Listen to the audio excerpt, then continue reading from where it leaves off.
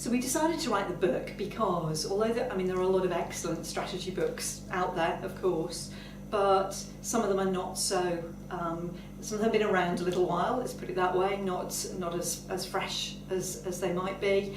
And I think it's a cliche to talk about the speed of change, but there is so much change in the external environment, whether it's the digital era, whether it's globalisation, so many new issues coming through that weren't always there when some of the older models and frameworks and books were put together. So we really wanted to take a fresh look, and I think as experienced teachers we also found that lots of students, lots of managers today still struggle with how to make strategy real, how to really implement it. So we wanted a book that really focused on practice and people and how to do strategy.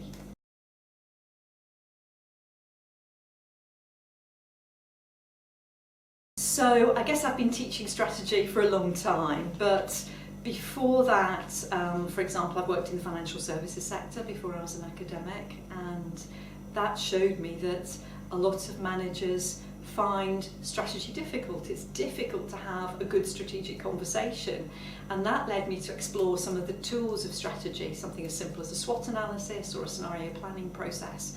I'd first come across those things as a student, but to then bring it to life in a work environment, I wanted to think about how managers use those tools and how the strategy process can be supported by good use of those tools. So that's something I've explored for a long time, the use of tools like scenario planning and visions, and also to try to relate those to real strategy projects. So my work experience took me in the direction of customer relationship management, for example, implementation of CRM systems, or mergers and acquisitions is another area that I've done a lot of work in. So real strategic initiatives, but how can we use tools like a SWOT analysis or a scenario planning exercise to help managers to do those things well. So that's what's motivated me, I guess, for a long time.